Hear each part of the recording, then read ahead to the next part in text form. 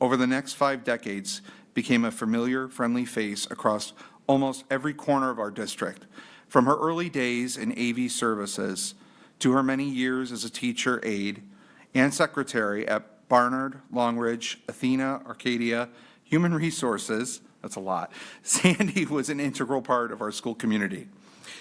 Even after retiring in 2007, her commitment never wavered. Sandy continued to support students and staff as a frequent substitute, assisting both schools and the Professional Learning Center. Sandy was known for her exceptional work ethic and reliability. She was often the first to volunteer for her additional responsibilities, providing vital support for high school graduations, summer counseling offices, and departmental transitions. Her positive demeanor and willingness to mentor others made her a cornerstone of the departments in which she worked. Please keep Sandy and her family and friends in your thoughts and prayers. And we'll get started. I pledge allegiance to the flag of the United States of America and to the republic for which it stands, one nation, under God, indivisible, with liberty and justice for all.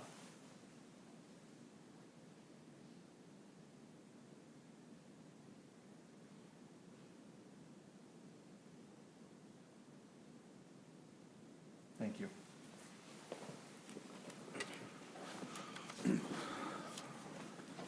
Can I get a motion to approve the agenda? By Mr. Buonagorio and seconded by Ms. Seaman. Any comments, questions, concerns, additions to the agenda? No? All those in favor of approving the agenda? That passes 6-0. All right, Bailey, you're up. All righty. Since St. Patrick's Day is coming up soon, I got a little St. Patrick's Day joke. All right, what is Irish and sits outside all day? Patio furniture. Ah! Awesome. That was good. Very cool. All right, moving on to 1.05, GTA comments.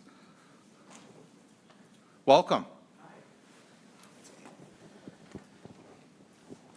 Take this time to speak a lot. I know how much I love to talk, those of you that know me, so this is great. I'll probably use at least 10 minutes. No, I'm just kidding.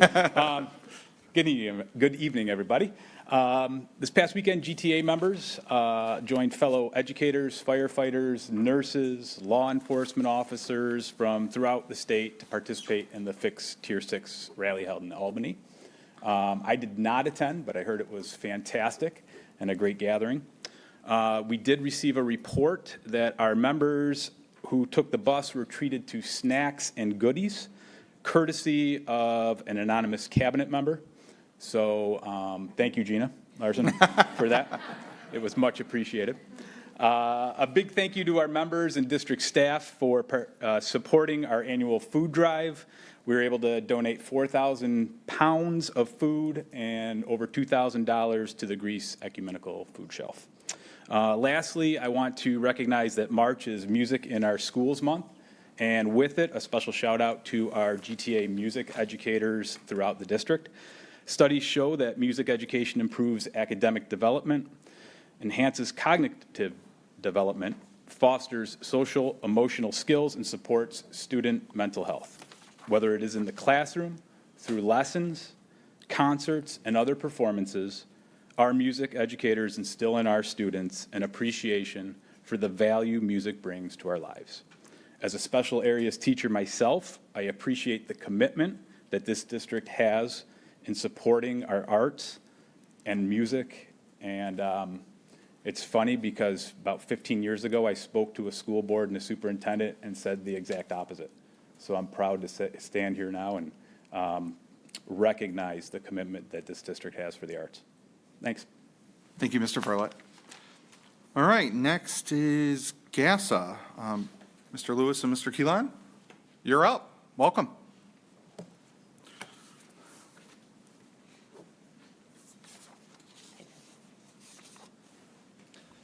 All right, good evening, everybody. GAS updates.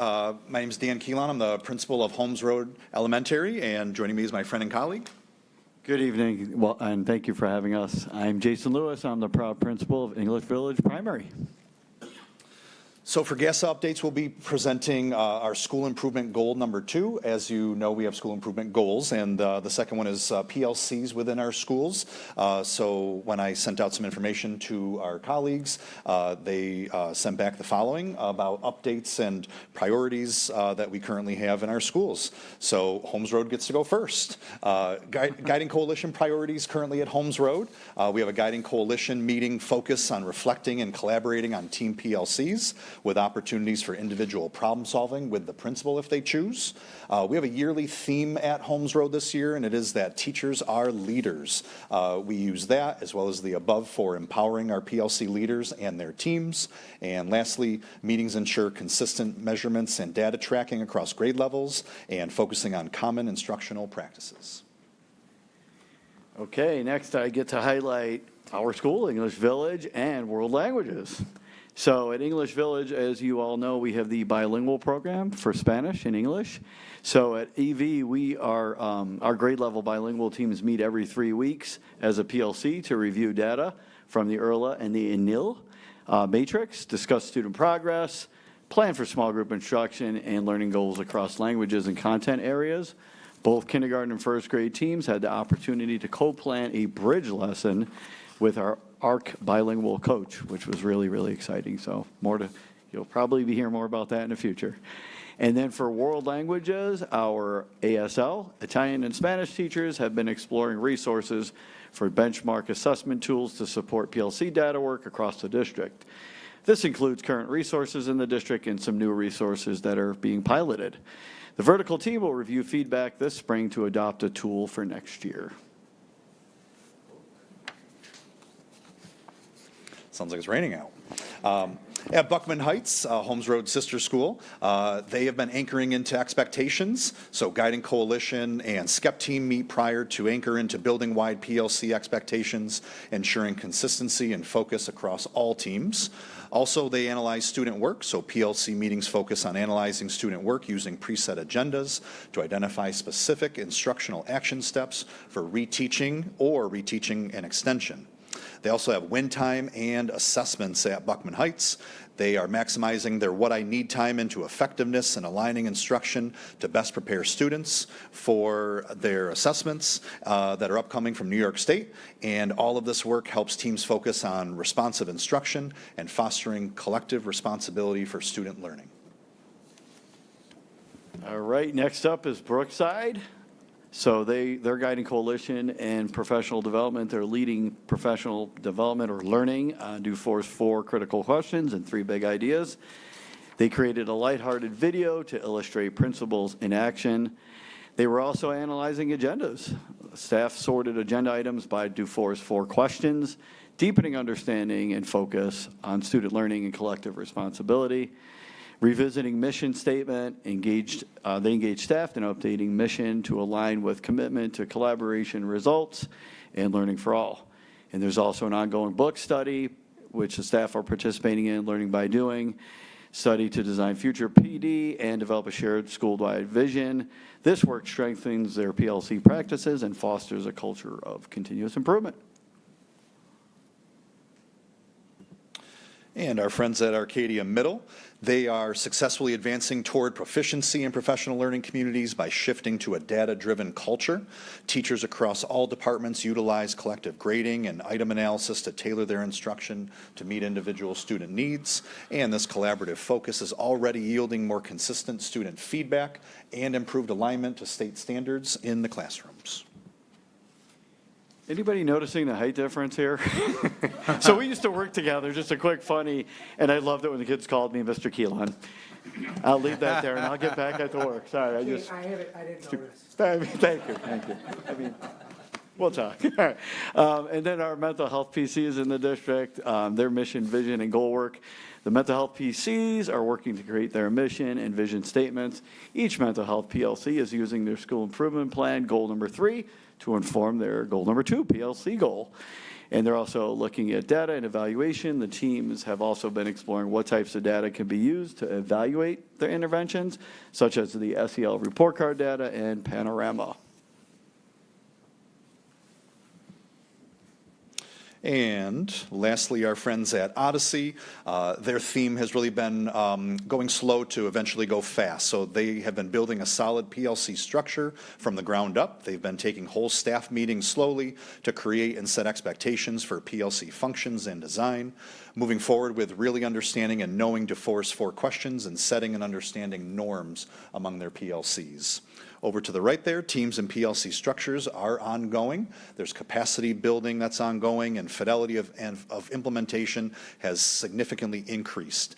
They are focusing on support instead of judgment. They're focused on DeForest questions and scholars' needs as opposed to compliance based on PLC structures. And lastly, collaborative PD calendar is aligned by Guiding Coalition. It's organized and teacher-led professional development around their professional learning communities' learning. That's it for our slides and updates. Any questions or comments? Other than about our height. Well, thank you so much. All right, thanks, everybody. Thank you. All right, looks like we have no one from AgSep, Gus, or Teamsters, and we have no one signed up for residence forum. Okay. Moving on to personnel action. Staffing, can I get someone to bring staffing to the table, please? Mr. Butler, followed by Ms. Seaman. Any questions, comments, concerns on staffing? No? All those in favor? That passes 6-0. Moving on to tenure. Can I get someone to bring tenure to the table, please? Mark, followed by Anna Maria. Any comments, questions, concerns on tenure?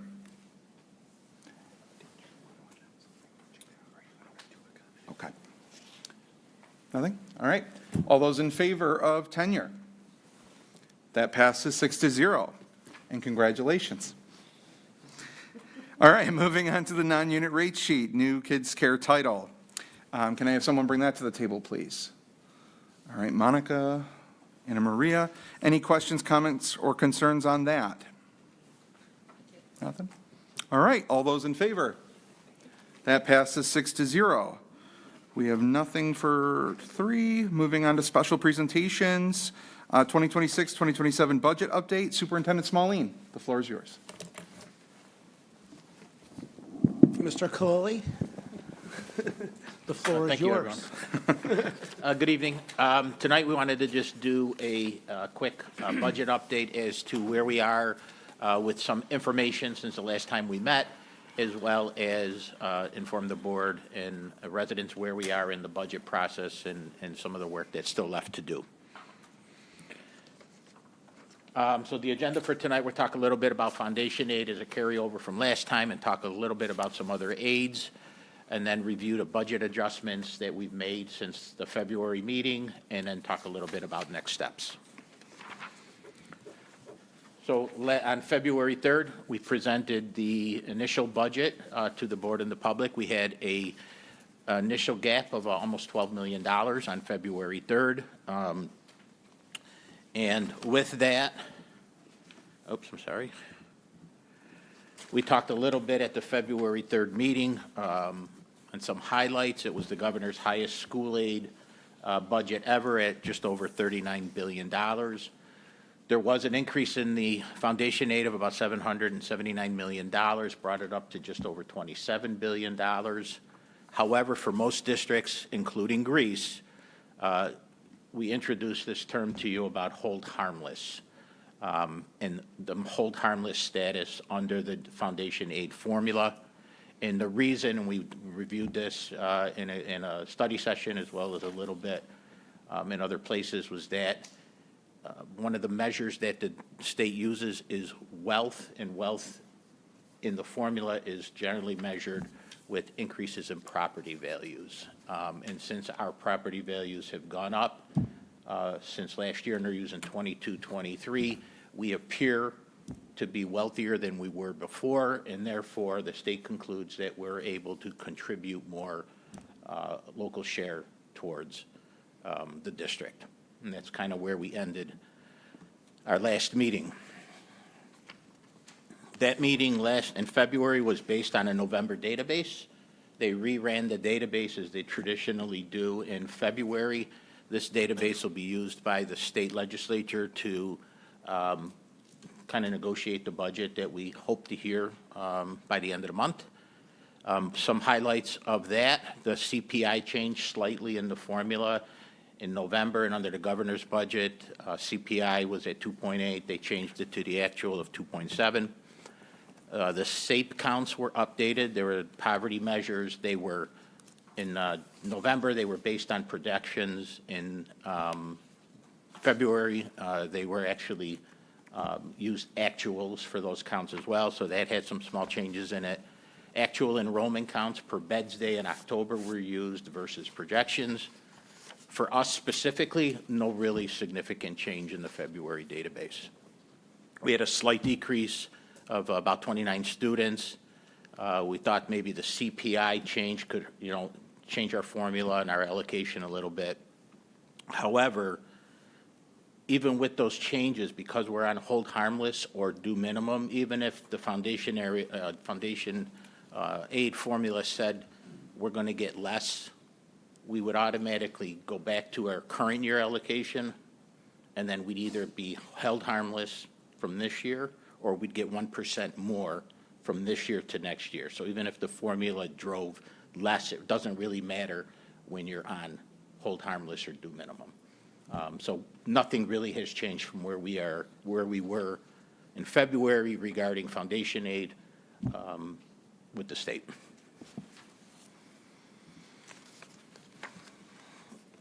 So as we previously indicated, I was shocked to learn that 73% of the districts in New York State are on hold harmless this year.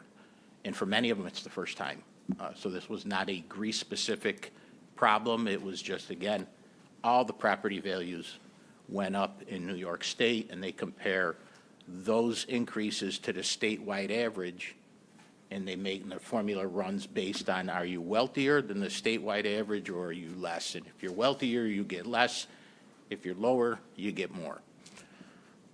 What we also learned is the foundation aid formula will impact our BOCES aid, our building aid, and our transportation aid for the same reasons. Okay, it's, again, measured wealth per the formula. They're generally derived from a wealth factor divided by a pupil count. So what's basically happening is property values went up, student count stayed the same. You divide the new value by the same student count, and you're getting more value per student, which means you are wealthier than you were the year before. So for New York State, this is usually based, as I was saying, on assessed valuation, and then there's a term called ARWADA, the resident weighted average daily attendance. It's really student count. And when you looked, I wanted to share some ratios a little bit more from the last time we met that have played a factor for us. So our change in assessed value, the statewide average property values went up 9.5%. Ours went up 18. That's one factor. Change in student count. Statewide average saw a slight increase. We saw a small decrease. So now you've got a bigger numerator, smaller denominator, you're wealthier. Again, same here, take the average assessed value, divide it by the student count. Statewide average saw 9.45, we were at 18. Our BOCES ratio, 67, 2 out of 3 districts in New York State are seeing a decrease in their BOCES ratio. For Greece, we went from 75.5% BOCES aid to 73.5, which is just over 2.5% decrease. And again, with our building ratio, same reasons, same thing. 1 out of 3 districts in New York State have seen a decrease in their building aid ratio. We went from 85.5 to 83.5.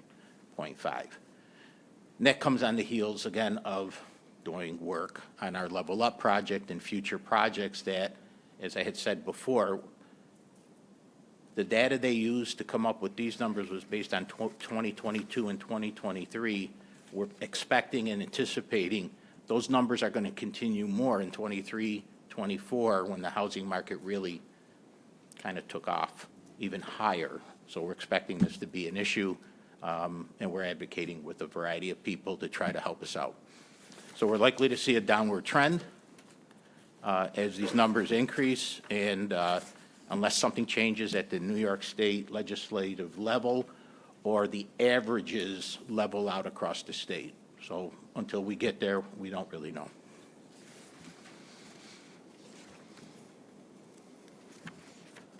A little bit about our budget. So we tried to summarize this in a chart versus several slides. At the top, you see in blue our current year budget, $318.5 million. On February 3rd, you'll see on the left-hand side were adjustments we made to the revenues. And on the left-hand side, the revenues, and on the right-hand side, increases to the expenditure budget, which left us a gap of just under $12 million. To date, March 10th, you can see the same thing. We're still at about $8.8 million gap. Changes that we've made to both the revenues and expenditures are listed on the chart. Starting with the revenues, we increased our sale of equipment by a couple $100,000. We've been doing more auctioning of our buses. We've been getting a decent value for them, so we increased that budget by a couple $100,000.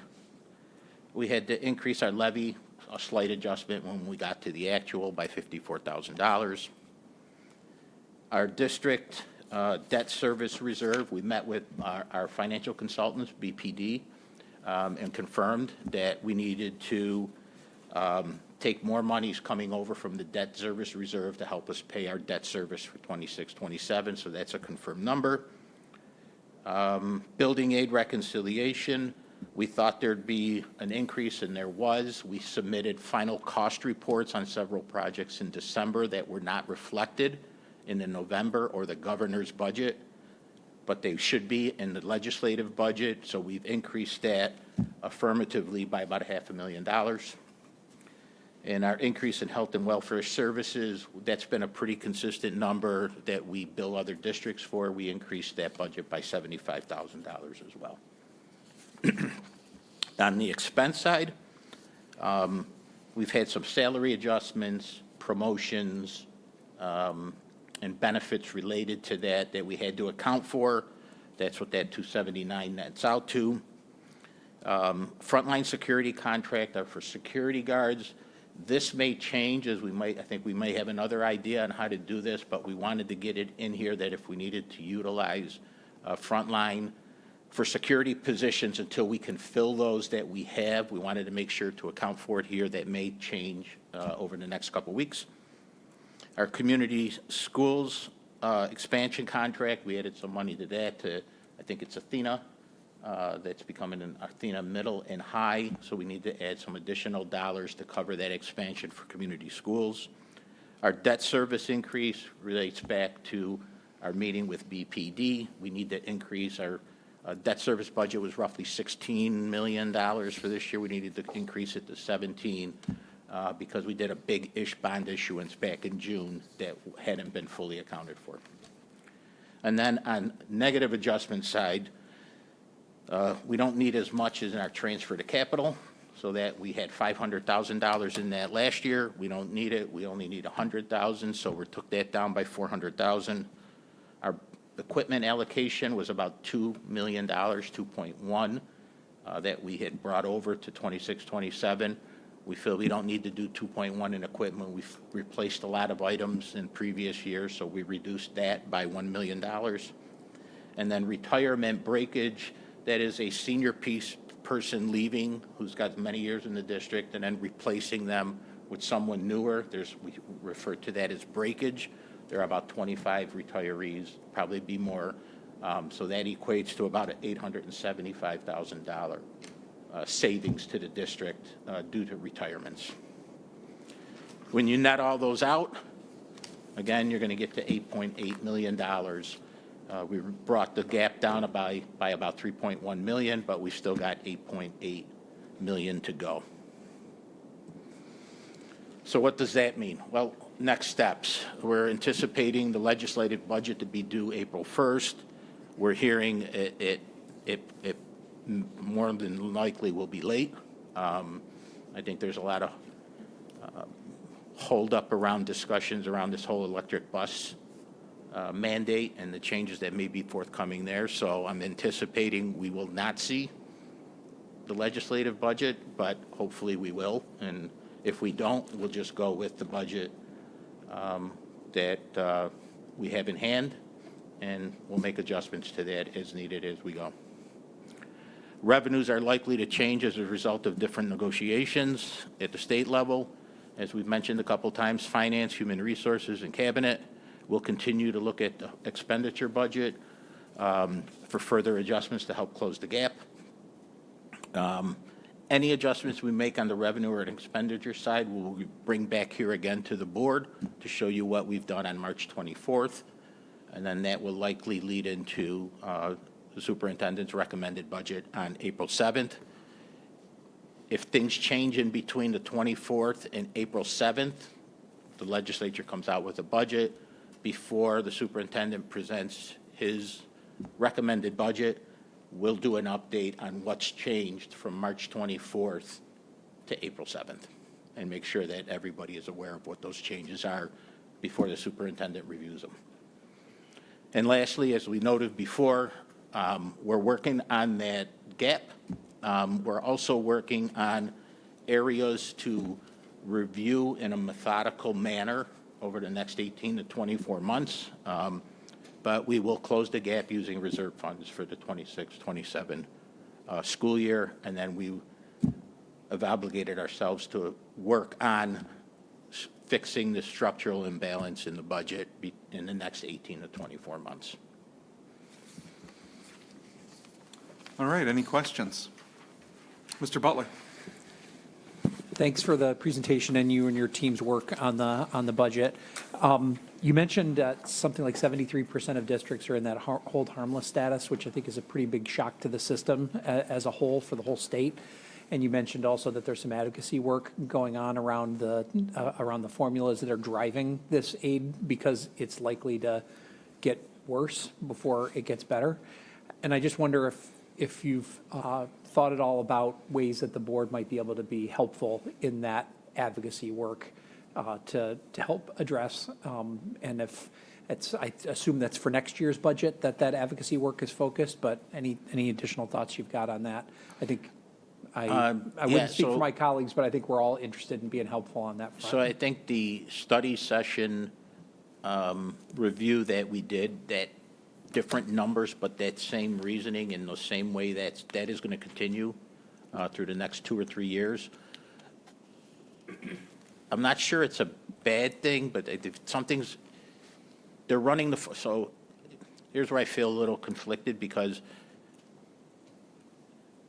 the formula had been changed a couple of times. All districts were complaining to run the formula. Now they run the formula, and we don't like the way the formula's running, right? And I get it. It does not make sense that you're going to give a district less because property values went up on paper, but there's no way for a district to access that added value to the homes without jumping through a whole bunch of hoops. So I get it. So I'm a little stuck between you need to implement the formula, and now I don't like it. So I get that. I don't know what needs to change, but there's got to be something we've been talking about, like what would be ideal in our department. But I'd have to think a little bit more about maybe some like talking points to provide the board, because I think they're going to be useful not only for this year until the budget gets completed. It'll probably be the same story for the next 2 years, unless something really changes at the legislative level. One of the things I've also heard that I haven't heard any follow-up on is when we have presented the situation, not just for us, but to a variety of different people who said that they wanted to go check and see how things are downstate in a similar manner, what's happening in downstate. And my gut says it should be worse downstate with property values down there. So if downstate complains enough, that usually is enough to shake the tree to have some changes. But if that doesn't happen, I have to think more about like, what specifically could we advocate for Greece to make a change? I mean, one of the things that occurs to me is that part of the formula is the wealth piece, but it also is the enrollment piece.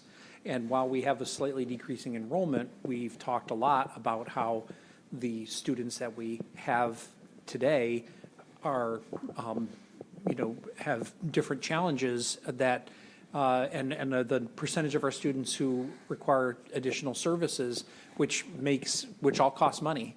And that's not reflected. If you have in the formula, if you have a higher percentage of students with high need than you had before, even if you have a smaller student body, it's more expensive to run the district, and it feels like that's not reflected in the formula, unless I'm missing something.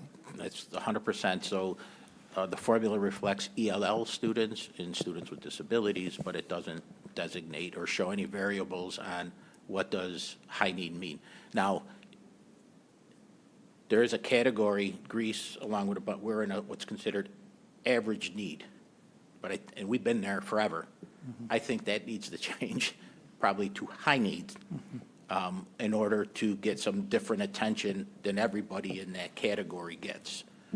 So moving that or coming up with a way to measure an average need, the low average from the high average within the average would be helpful to the formula as well, because it's not reflected in there. That whole average need is one group all treated the same way, whether you're The bottom of it. Or the bottom of that list or the top of that list, you're being treated the same way, and you're one step away from getting into high need district, which would change the game.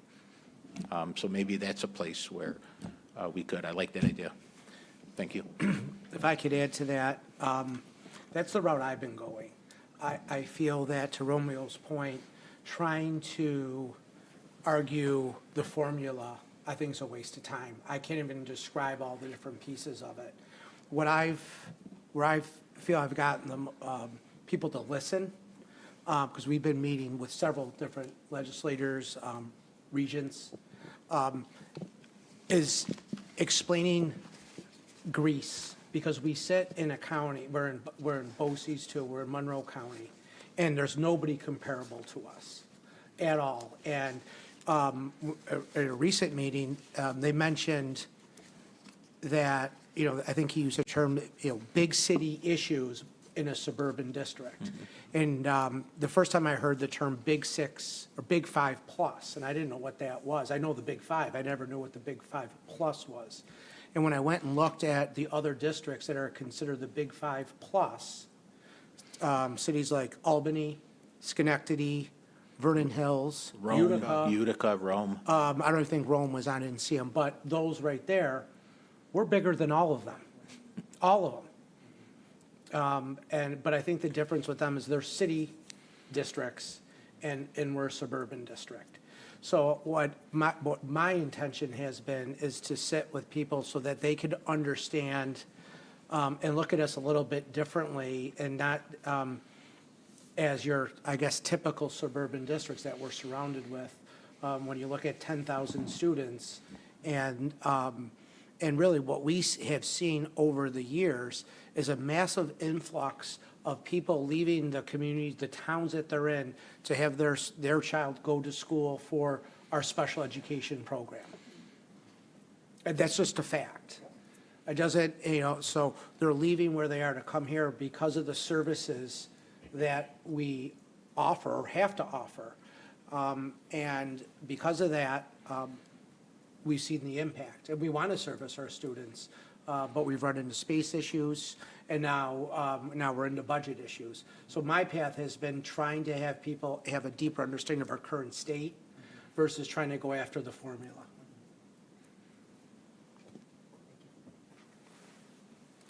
Mr. Gregorio? I asked this question, I think, last time. It was regarding the mandates. And to the prior question, the formula doesn't necessarily address a lot of those kinds of things. Does not. But the state is still mandating. You described some areas of savings. You used a phrase, accessing higher property values. We don't have that ability, and I want to acknowledge that a lot of homeowners don't have that ability either. So it's not something that we would lightly want to move to. Like, you're nodding in agreement. I think we all recognize that. But I think in some way, we do need to come back to the state and those who are imposing the mandates and the rules that get attached to the unique, relatively unique situation that we're facing in Greece, maybe for more opportunities to be creative and efficient, or just to do things differently that might bring more viability.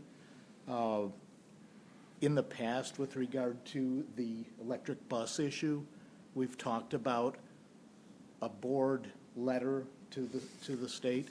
I wonder if that might be something that we ought to think about. I'm just putting that out there as a thought. There are other districts, as you said, the majority of districts facing similar challenges with the hold harmless. Are we communicating with them and having discussions? I know there are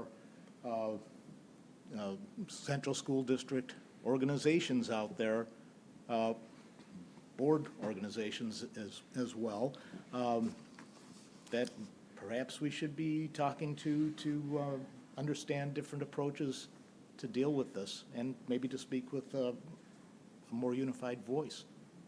I don't know if, just some thoughts, comments I welcome. appreciate it. I did want to add to your thoughts there.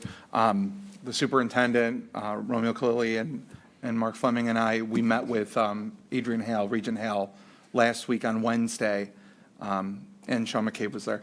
And we went over these issues in some detail to really hammer home the problem. And so one of the things that came out of that was that, as Jeremy had brought up, becoming part of this, what do they call it, the Big 5+. I don't know, Romeo, if you have any insider information on how we do that, I do how we not. get classified, then that might be an avenue we need to pursue with Regent Hale. The other piece of it that stood out to me was him bringing up that we need to bring the Commission of Education here, as well as the Chancellor of Regents and so on, so they could see what's going on here, walk through our hallways, see what Greece is really like, so that they can understand that we are comparable to these other city school districts that are out there, and see that the need is there. So we are working on it, and I do take your point about drafting a letter or advocating in any capacity that we can to really move the needle. So, Definitely. any other questions? Yeah, Bailey. Yeah, I just wanted to say thank you to Mr. Kalili again and the whole team for organizing all of this and explaining it in an understandable way. I was just wondering, how do we think, I know it's hard to predict in the future, this will affect everyday school for students? And do we think it'll be a noticeable thing for students that our budget has changed at all? I do not. So one of the agreements, obviously, at cabinet at the board level would be, any adjustments that we make need to be furthest from the classroom as possible. And that's kind of dear to everybody's heart. And one of the consensus items that we've had is whatever adjustments be made to the budget would be furthest from the classrooms, because it can impact the kids in a negative way.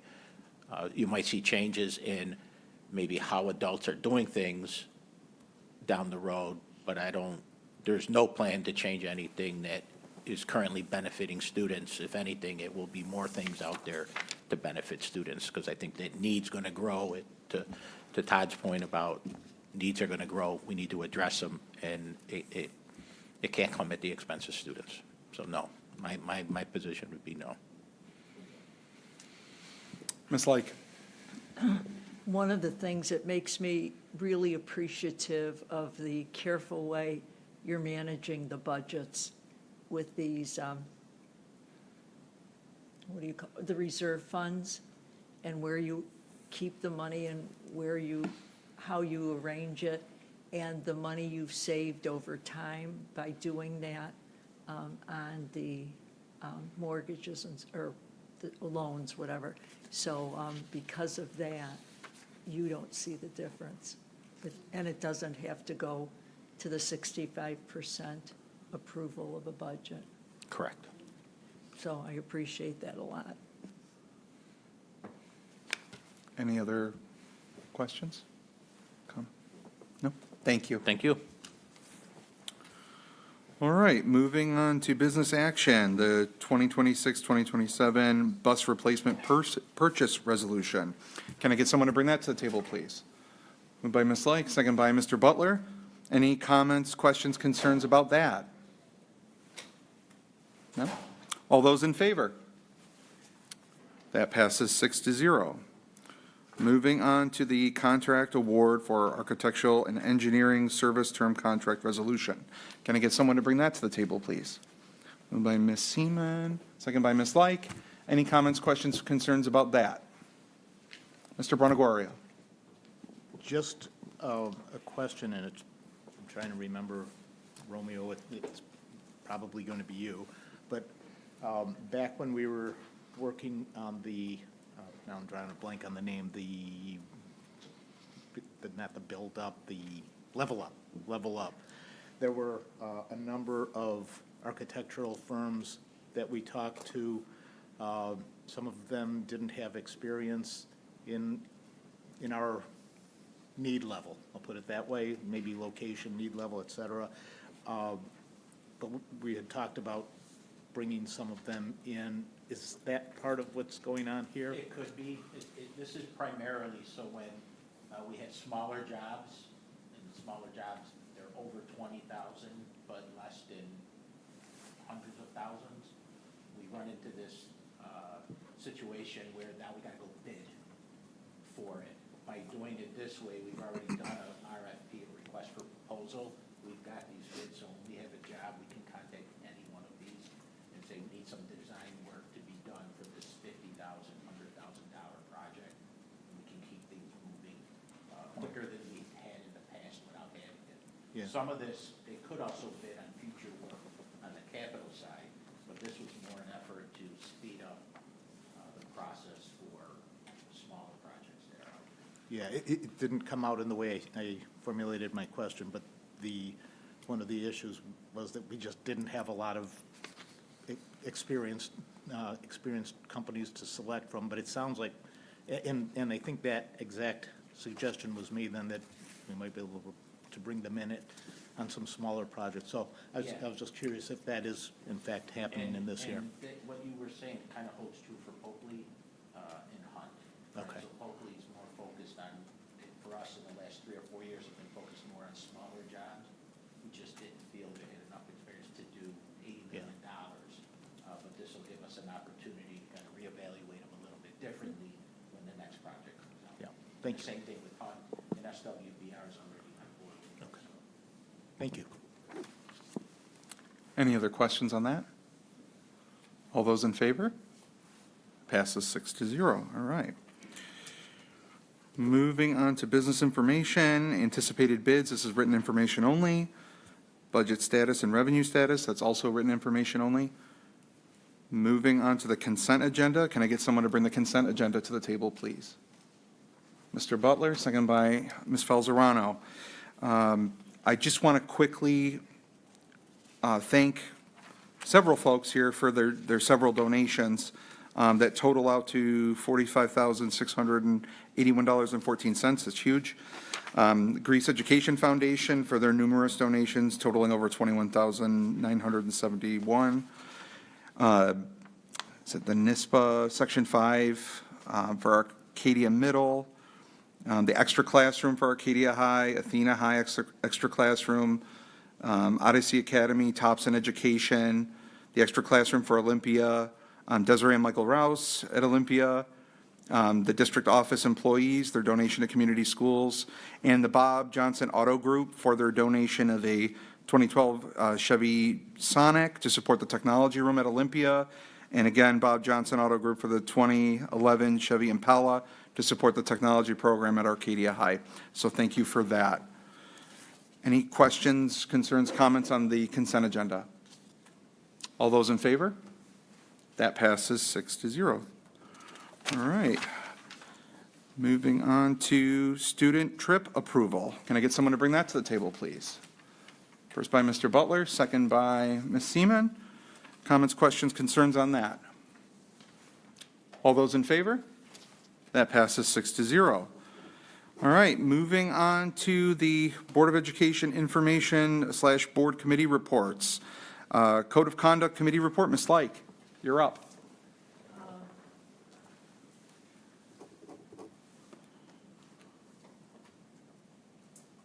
Can you take that, Mark? I think you were under a palm tree that day. I was.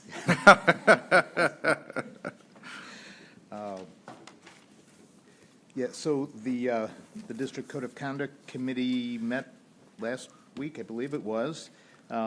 We reviewed the initial version of the 26-27 Code of Conduct, walked through some of the rearrangements and sections that are designed to put more critical information in kind of front and center, and more support information maybe a little bit back, in trying to improve the accessibility to the document.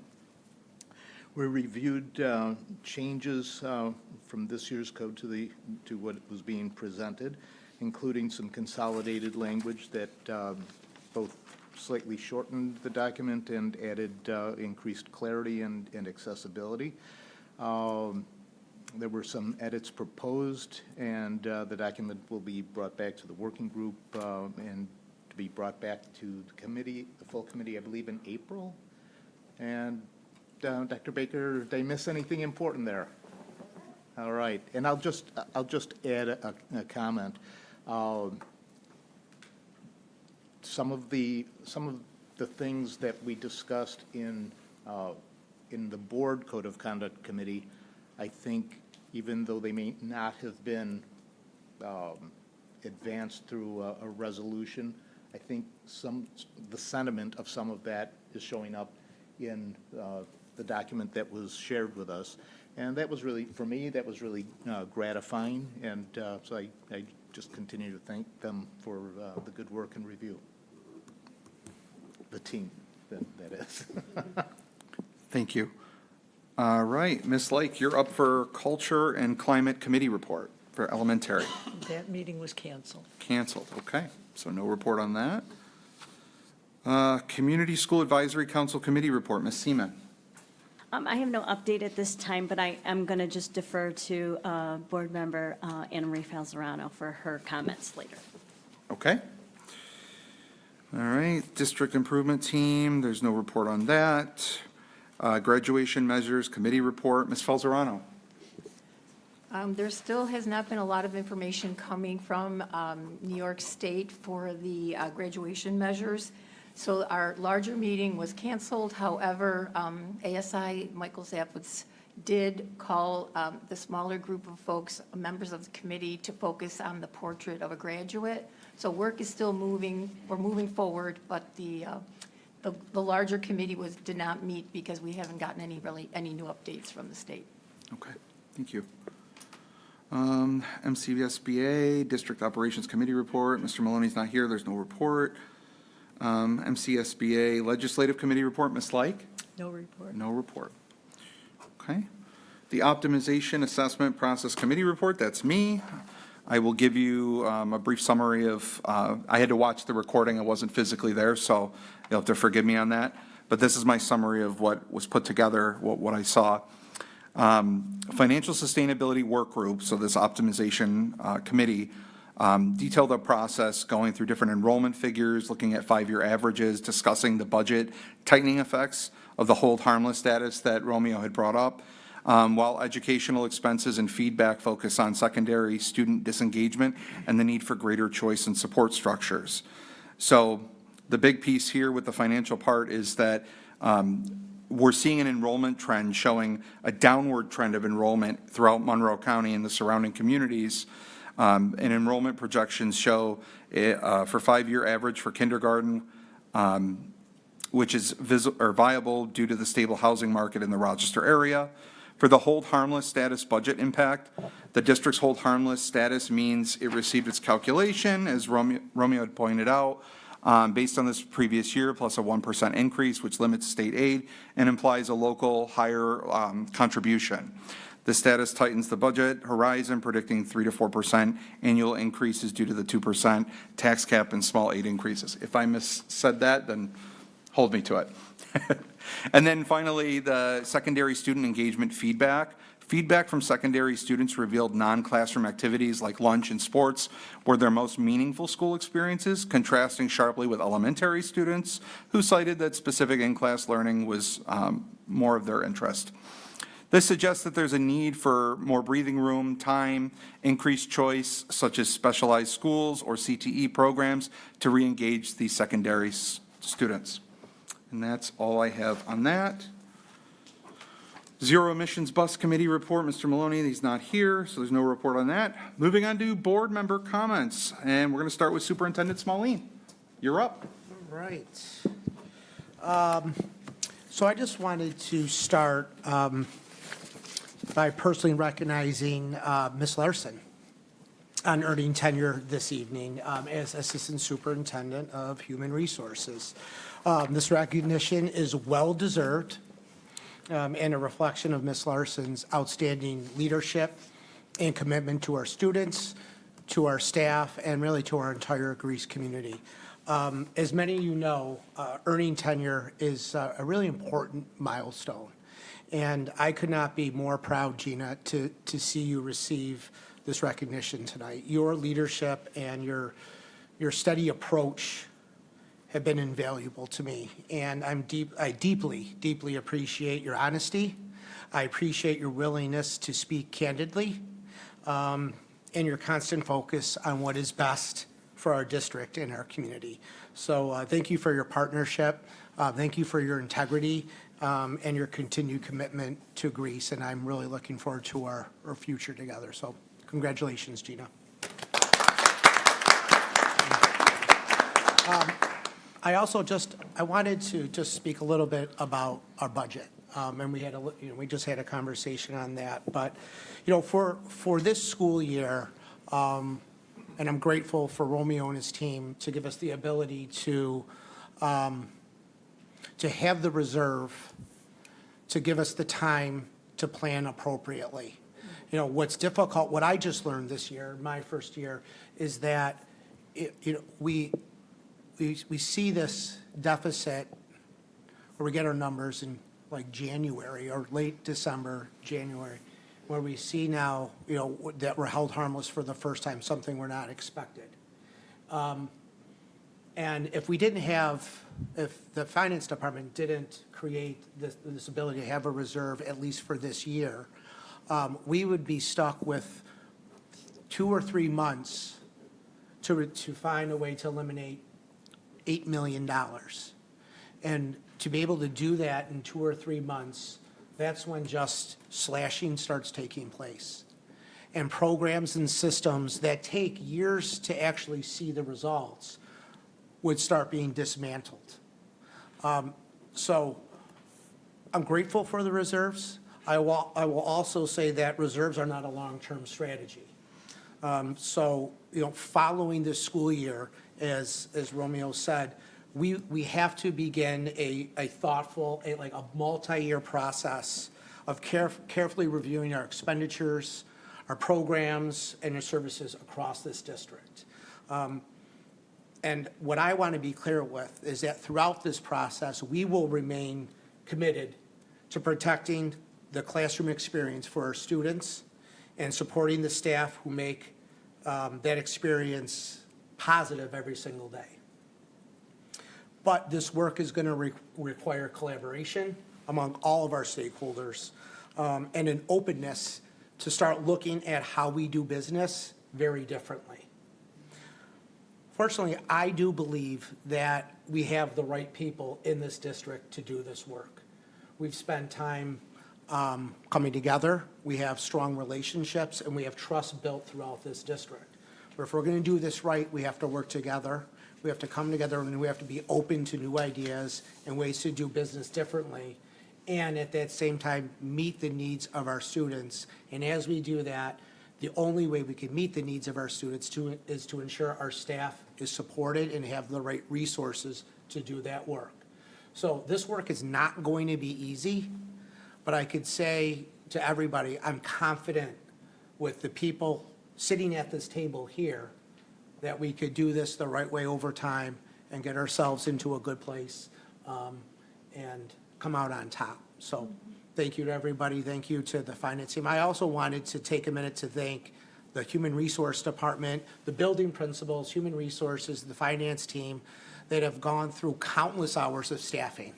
I did that process before. I'm grateful to not do it anymore. I was happy to pass that along to Gina.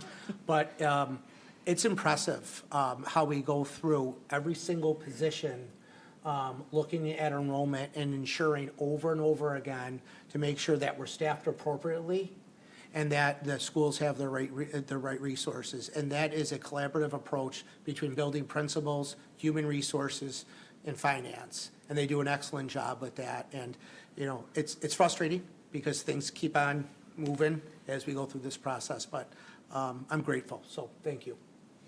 Thank you. All right, student board member representative comments. Bailey, you're up. All right. So first, I just wanted to congratulate the cast of Seussical at Odyssey. They had their musical over February break, and it was fantastic. Also, I got the chance to go see Arcadia's production of Mean Girls. It's a funny show, very engaging, and there's so much talent on that stage. So there's 3 more chances to see it. That's Friday and Saturday at 7 p.m. and Sunday at 2 p.m. Also, coming up this weekend is Olympia's production of Legally Blonde. It opens this Friday at 7 p.m. and Saturday at 2 p.m. and 7 p.m. And it runs through next weekend, Friday, March 20th at 7 p.m. and Saturday, March 21st at 2 p.m. and 7 p.m. You can get tickets for both Legally Blonde and Mean Girls at the door of each school or at cure8.com. That's CUR8.com. I also want to congratulate our winter sport athletes for their season of hard work, determination, and managing that school and practice balance. I think that's very hard. I know how much of a challenge it can be, but it's so impressive for all of our athletes and just the support from the community around our students and us through these seasons of school. So, and good luck to our spring sport athletes coming up soon as they start their seasons. I also wanted to mention that this month I made an attempt to try to get some more student input to put into the board. I sent out a Google form to a few of our student leaders in all 5 of the high schools and asked them to share to any of their friends who they thought might be interested in putting in their input. This was a little bit of an inefficient way for me to do this. Once the form got out of my hands, I kind of lost control of it. But it was a good learning experience to know that. So I only received 19 responses, which compared to the size of our district is very small. But I just still wanted to highlight, because those are still students and those are still opinions, and they gave me themes to kind of focus on for the future and to keep working on student input. So some of the concerns I heard from students were the situations in the bathrooms with the behavior, metal detectors, the efficiency of that, and just kind of still trying to make that a smoother transition in the mornings. Student expectations, students feel that the expectations for them in classrooms are going down while the behavior is going up. So that's something that should be looked at too. But some positives are students feel that the education that's offered in Greece Central is really central to their beliefs, and they feel that they're getting a good education here. They feel that the club opportunities we have are beneficial to them, and they see a lot of decrease in fights based on the metal detectors and the phones being put away. And also just that student-teacher relationship has been a really highlight of what I've saw. Students said that they wish to learn more about college and career readiness, how to pay taxes and do all those adult things after high school, and just some more update on current news and how to manage the AI aspect of that and telling what's true or fake with what's going on in the world right now. The last question I had on there was, how do you feel student voice is valued in your school or in the district? Some of the responses were that they felt surveys were not very useful as a way to get how they are feeling, and they said that they feel like they were saying things but not actually seeing things happen. And some students felt that when they are part of the majority opinion, their voice matters, but when they have an outlier opinion, it kind of gets mixed in there and hidden a little bit. But some positives with that student voice aspect is the clubs, again, the opportunities with that. And then just feeling like teachers in the classroom, they have the ability to speak how they're feeling and see changes in how the curriculum's going in class. So that's just the start of that. I hope over these next few months to try some new ways, get more students involved in this journey of getting student input. So thank you. Thank you, Bailey. All right, board member comments. Mr. Butler. Thank you. I want to hit a couple of things that have been talked about, but give a little bit more attention to them. So I want to recognize the Greece Education Foundation, and not just because my wife is the president of that board, but it doesn't hurt. Just, I don't know that everyone realizes that the Greece Education Foundation contributed almost $22,000 in grants that directly benefit classrooms. And so if you're interested in supporting public schools in Greece, you could do a lot worse than to look at the Greece Education Foundation. So you can go to greecegiving.com and see ways that you as an individual can donate, if you have a business, your business can contribute. But want to say thanks to the folks who serve on that board, but also to all of the people who work in the district who use payroll deduction to make a contribution in a small amount every week that adds up and makes that possible. That foundation raises that money and then gives it right back out again. So thanks for that. I want to echo Bailey's comments about our sectional athletes. Regardless of where your sectional journey ended, it's a great accomplishment to come together as a team and accomplish something that at the beginning of the season probably seemed impossible. So congratulations to all of those students. There's a March Madness attendance challenge going on right now. So the schools are all working together to try to achieve excellent attendance in every building, and a little friendly competition happening that you may have seen on social media between the mascots of the teams. So just encourage students and parents to do everything they can to be in school every day. I want to highlight the work of Athena Middle School ELA teacher Vicki Richardson and her work with Water for South Sudan, a locally based nonprofit organization that has raised money to dig 5 wells in South Sudan, benefiting thousands of people there, giving them access to clean water. They've been doing that for years, since my son had Ms. Richardson years and years ago, and Vicki just came back from a trip there in December. So. Great kudos to Vicki and to everyone involved with that. I want to wish everyone a happy Women's History Month. March is Women's History Month. I want to recognize our cabinet members, all the amazing women that we have on the cabinet here in Greece, our district clerk as well, and my fellow board members and our fellow student board member, who are women making history every day. So kudos to you all for that, and thank you for making this district go. Speaking of Women's History Month, just a reminder, Mean Girls and Legally Blonde are both playing at a school near you coming up in the next couple weekends, and I hope folks will get out and support the kids. Thanks. Thank you, Mr. Butler. Anyone else? Ms. Falzerano. A huge point of pride this last week, Assistant Superintendent Kelly Flagler and Director Kelly Sperduto and I traveled to Albany for Community Schools Advocacy Day. And it was a tremendous opportunity for us to be able to share the impact of the importance of a community schools strategy, not only with our elected officials, but with colleagues statewide. And I have to say, never have I been more proud to be from Greece Central. We absolutely set the bar, and people will come visit us to come learn about our programs. The ask that we made of legislators was it's $25 million to create and expand community schools, which is a small drop in the bucket when you consider the lift of what a community school does bring to a district. Many of the things we've talked about tonight are direct results from our community schools efforts. So that was one of the things we spoke directly to our elected officials about. And the other thing was also $6 million to create a resource network statewide so that some of the kind of the inner workings, the administrative, the organization of community schools can be done more efficiently statewide. But it was a tremendous opportunity for us to continue to talk about all the ways that community schools impact our students and families on a daily basis. Again, it was very gratifying to hear just how important Greece's leadership has been in this area. Just to repeat a data point, in 2023, there were only 2 schools in Monroe County that had community schools initiatives, Greece and Rochester City. And this school year, there were 10 schools in our county, and there's a thought that there may be 2 more districts next year. So very promising. I also wanted to say that it was wonderful to participate in the Read Across America initiative. I was able to visit with our bilingual program at English Village, and we've had a delightful time communicating in Spanish and English. It was a delight.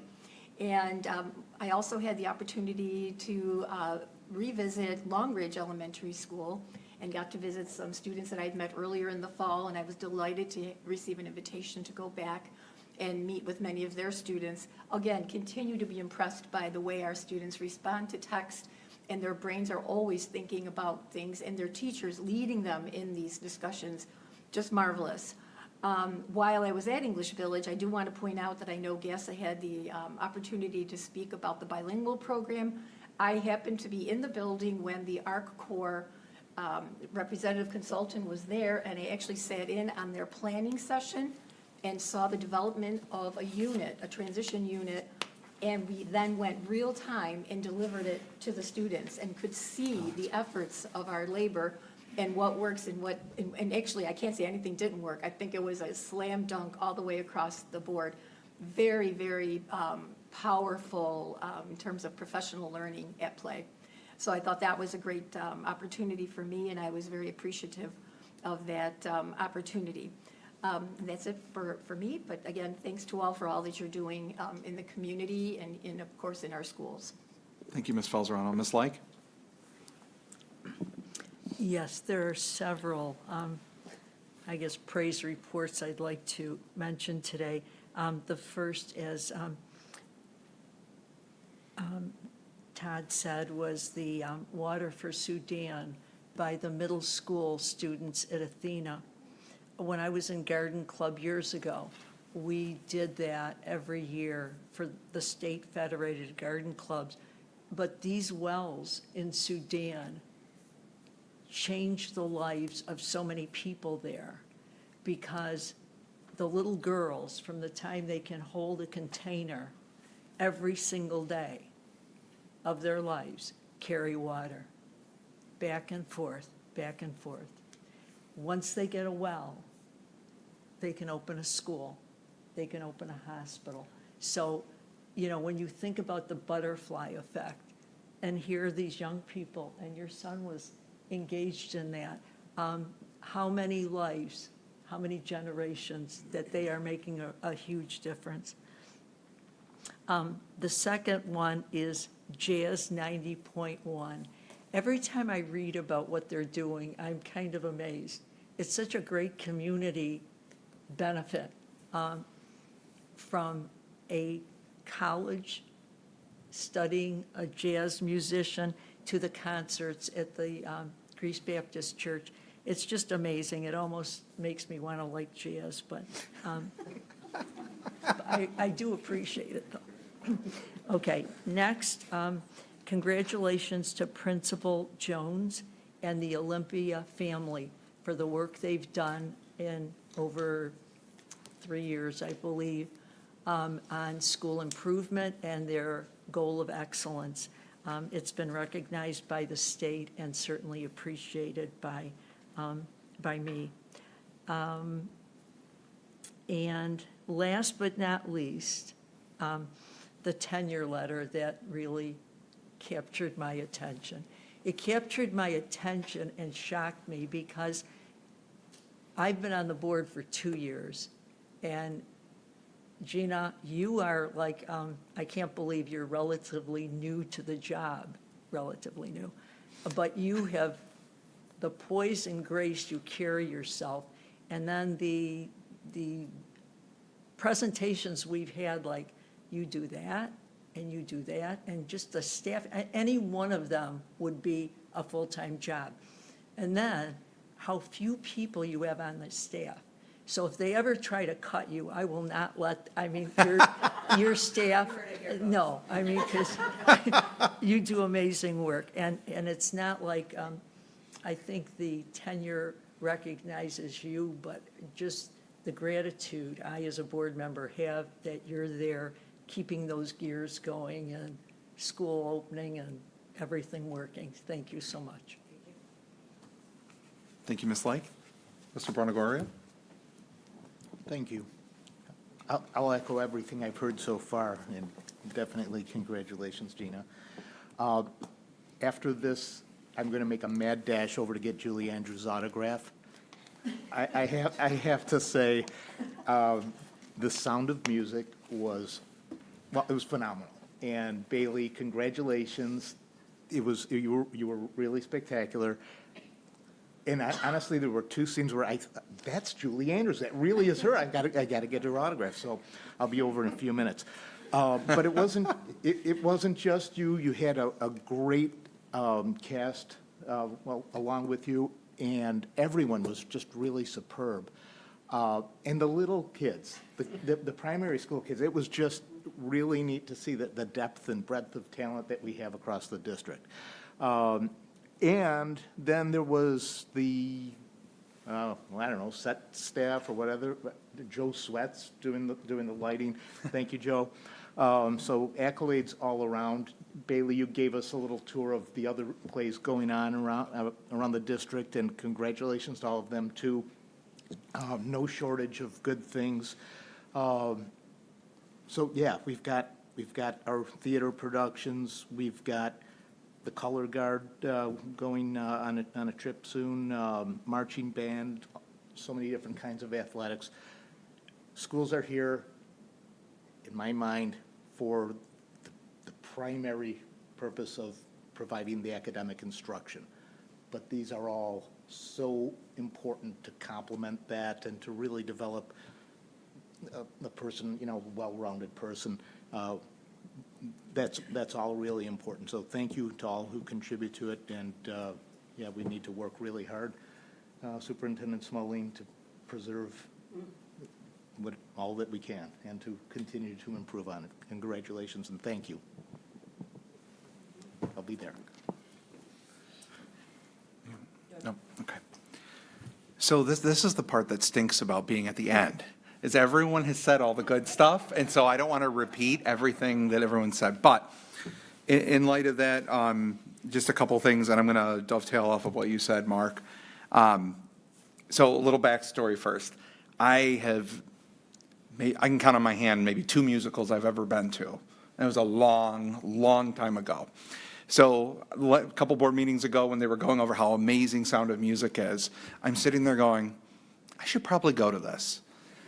And so I go home that board meeting and I go to my fiancée, Sarah, and I say, do you want to have a date? We haven't gone on a date in a long time. Like, yeah, what are you thinking? I'm like, high school musical of some sort? And she was like, sure. So we ended up going to see Sound of Music, and I've never seen the Julie Andrews movie of it before. So for me, this was all brand new. I was blown away to the point where I'm like, I've got to go to more of these things here in Greece. Like, apparently I'm missing something. So I just want to give you a huge kudos. You have an amazing voice. You have an amazing talent. It's God-given. Don't waste it. And to the crew, cast, and all the people that were involved in the production, it truly blew my mind. There was a couple things that shocked me in there, especially because I'd never seen it before. I was like, what? Did that just happen? But it was really good, and I really enjoyed it. So hats off to you on that. I have seen Legally Blonde as a movie, so I am going to the musical for that, and I also got to support Olympia. I'm just a little biased, but we'll be doing that. What else did I want to say? Happy Women's History Month. Todd, you stole my thunder on that, but I appreciate it. Gina, I want to give you kudos and congrats on your tenure. That is amazing. If I had to tell you the steps to tenure that college folks have to go through, I'd rather be in your boat. So, just my hat's off to you. I can't see anyone better for that role. So, awesome work. I did want to give Romeo, you and your team, an amazing kudos because like, look, when I'm sitting out there, before I was a board member, had no clue all the hard work that you, your team, the cabinet here do every single day. And the fact that you come up here, you're well-prepared, well-versed, you've got this whole thing ready to go so that we can make an informed decision, that just speaks volumes. And I don't know if other districts are like that. I don't really care because I think of Greece. And I just feel blessed that we have such an amazing powerhouse in leadership and all the support faculty and staff that work with you guys to make this happen. It's impressive. So kudos to you guys for your hard work. And then last but not least, I want to just thank my fellow board members here because this is my second time running the show, essentially. And I don't know if I'm going to get a chance to do it again, but I just want to thank you for your patience, your grace, and a little bit of your leeway as I fumble along and figure it out. But you know what? I feel more confident with repetition. So hopefully I'll get another shot at this. So with that, who wants to be Mr. Maloney tonight? I don't want to be Mr. Oh, all right. Nothing against him. Mr. Bonagorio, a motion to adjourn. Make a motion to adjourn. All right. Do I have a second? Mr. Butler, all those in favor? That passes 6-0. Good night, everybody. Thank you.